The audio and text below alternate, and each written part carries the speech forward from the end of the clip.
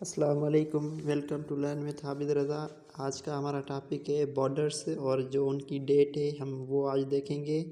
अक्सर जो एग्ज़ाम है उनमें हमसे पूछा जाता है कि कौन से दो कंट्रीज़ के बीच में जो बॉर्डर होते हैं उनके नेम पूछे गए होते हैं और उनके अलावा कुछ जो टाइम टेबल होता है वो भी पूछा जाता है। तो हम कुछ हैं जो उनके ऊपर हम डिस्कस करेंगे। तो सबसे पहले जो आता है तो वो है रेड क्लिफ लाइन। अब रेड क्लिफ लाइन किसको बोलते हैं? ये 1947 में लगाई गई थी रेड क्लिफ लाइन।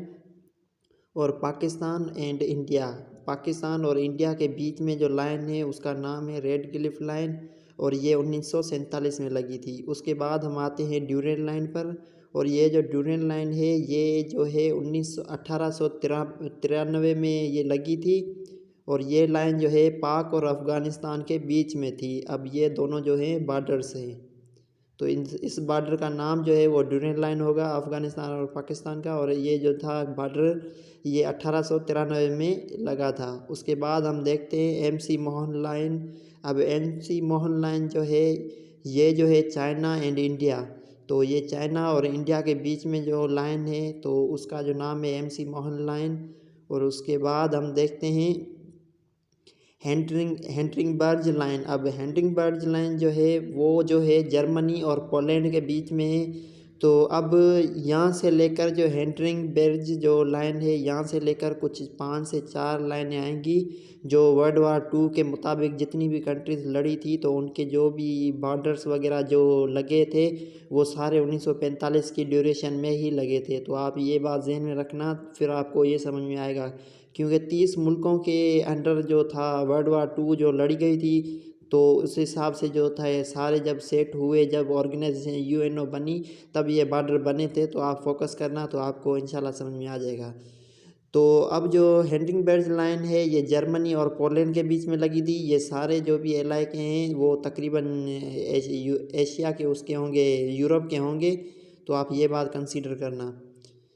तो जो जर्मनी और पोलैंड के बीच में ये हेंड्रिंग लाइन लगी थी। उसके बाद जो है ओडरनेसी लाइन। अब ओडरनेसी लाइन ये अब एक ही बॉर्डर का दो नाम क्यों हैं तो आप ऊपर देख सकते हैं जर्मनी एंड पोलैंड, तो नीचे लिखा हुआ है पोलैंड एंड जर्मनी।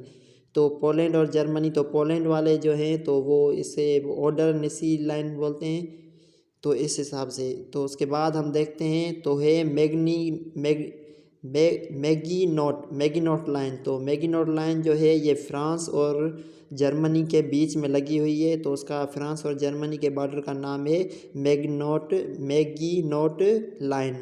उसके बाद हम देखते हैं सिग्रीफ्रेड लाइन। तो सिग्रीफ्रेड लाइन जो है ये हमारी फ्रांस और जर्मनी के बीच में है। तो जो फ्रांस वाले हैं उनका नाम अलग रखा हुआ है और जर्मनी का नाम जो है वो अलग रखा है। उसके बाद हम देखते हैं मार्गिनल लाइन। अब मार्गिनल लाइन जो है वो रशिया और फाइनलैंड जो है उसके बीच में लगी हुई है। तो इसका नाम है मार्गिनल लाइन।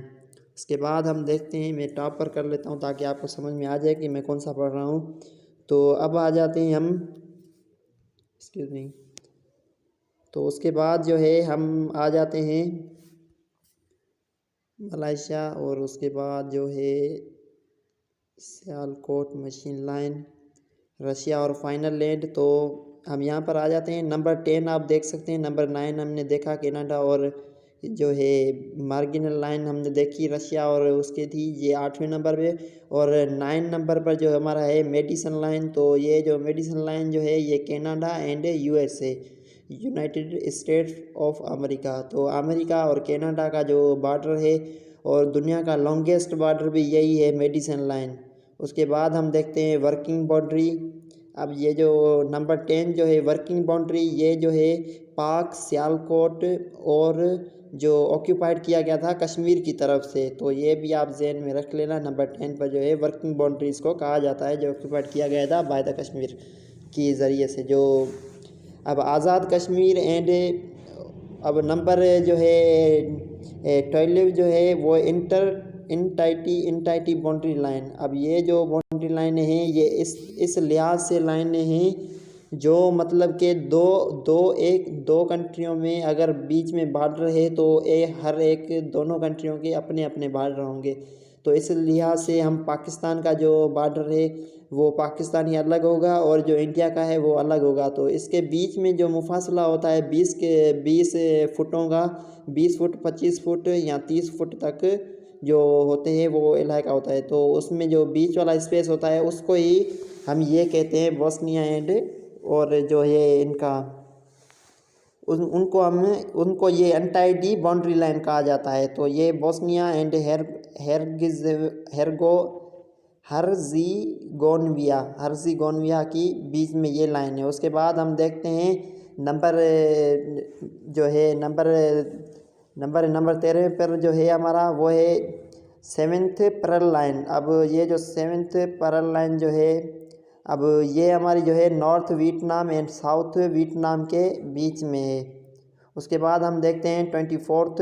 तो ये पैरेलल लाइन जो है, अब ये सारी पैरेलल लाइन आएंगी। तो मैंने आपको समझाया इसका जो कॉन्सेप्ट था कि अगर बीच में एक ही बॉर्डर, भले दो मुल्कों के बीच में एक ही बॉर्डर होता है लेकिन पाकिस्तान अपना लगाएगा और वो अपना लगाएगा, उसके बीच में एक मुफासला होता है 20 फुट का। तो ये आप जैसे कोई अगर हाईवे रोड हो ना तो उतना मुफासला होता है ताकि वो एक ही दोनों बॉर्डर एक मर्ज ना हो जाए, उसके बीच में होता है space.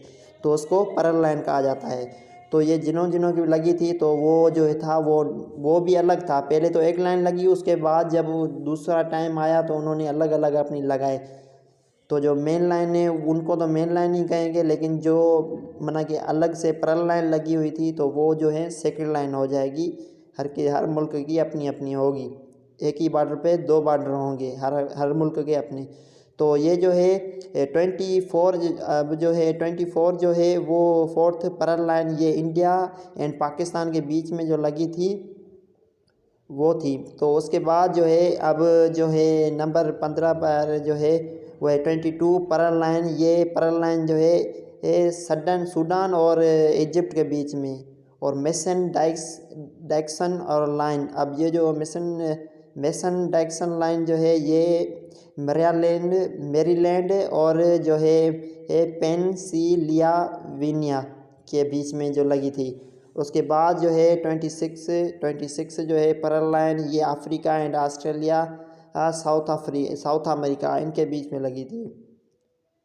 Africa and Australia and south America. उसके बाद जो हमारा आता है वो आता है जो है 18 नंबर पर, वो हमारा है 30। तो 30 का जो था पैरेलल लाइन वो इक्वेटर एंड नॉर्थ पोल। अब जो एशिया जो यूरोप का जो इलाका है नॉर्थ पोल पर उसका, और इक्वेटर जहाँ पर दिन और रात जो है वो के इनका जो हिसाब होता है इक्वेटर लाइन पर, तो वो लगी थी। उसके बाद हम देखते हैं 36 द पैरेलल लाइन। तो 36 जो हमारी पैरेलल लाइन होगी वो between the two state Missouri और एंड अरकनसास के बीच में लगी थी। और उसके बाद हमारी आती है, उसके बाद कोई भी नहीं थी। 36 के बाद हमारी होगी 42। उसके बाद 42 जो है वो पैरेलल लाइन हमारी लगी थी न्यूयॉर्क एंड पेंसिल्वेनिया बॉर्डर। तो अब ये जो थी, उसके बाद हमारा आता है 49। तो 49 पर जो है 26 नंबर है, और इसका 49 जो है ये है वो जो सीक्वेंस में हम चले आ रहे हैं तो वो 21 हो गया। और यहाँ पर 49 जो है पैरेलल लाइन ये कनाडा एंड यूएसए के बीच में लगी थी। उसके बाद हम देखते हैं पैरेलल लाइन, वो जो पैरेलल लाइन है 24। तो ये जो थी 1965 में लगी थी किनके बीच में, पाकिस्तान एंड इंडिया। एक तो 1947 में लगी थी और 3 बाउंड्री लाइन लगी हुई थी। उसके बाद हम देखते हैं अब जो 23 है ये है मिन्हेरिम लाइन। अब ये जो है रशिया एंड फाइनलैंड के बीच में लगी थी। उसके बाद एक कर्जन लाइन जो है पोलैंड, स्वीट एंड रशिया और ग्रीन लाइन।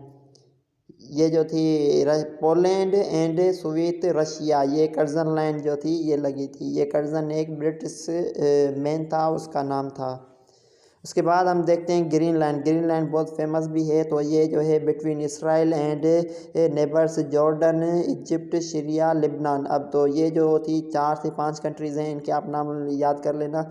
ये ग्रीनलैंड जो है इन पर लगी थी। तो ये था आपका वीडियो। आपको ये, मुझे उम्मीद होगी कि आपको ये बात समझ में आई होगी। इनका जो कॉन्सेप्ट है, आप कॉन्सेप्ट समझेंगे तो ये सारे बॉर्डर्स के नाम जो है वो आपको याद हो जाएंगे। इसमें से तकरीबन जो थे 25 थे, लेकिन इनमें से जो 70 जो कंट्रीज़ हैं वो वर्ल्ड वार 2 के यूएनओ जो बनी थी तब, तो पीस के लिए, वर्ल्ड पीस के लिए, तो उसमें से ये सारे बॉर्डर जो थे तकरीबन वो बने हुए हैं। बाकी इंडिया और जो जर्मनी, ग्रीनलैंड के जो 3 कंट्रीज़ थे वो अलग थे। जज़ाकल्लाह। तो ये आज का हमारा टॉपिक था। उम्मीद है कि आपको ये समझ में आया होगा। जज़ाकल्लाह।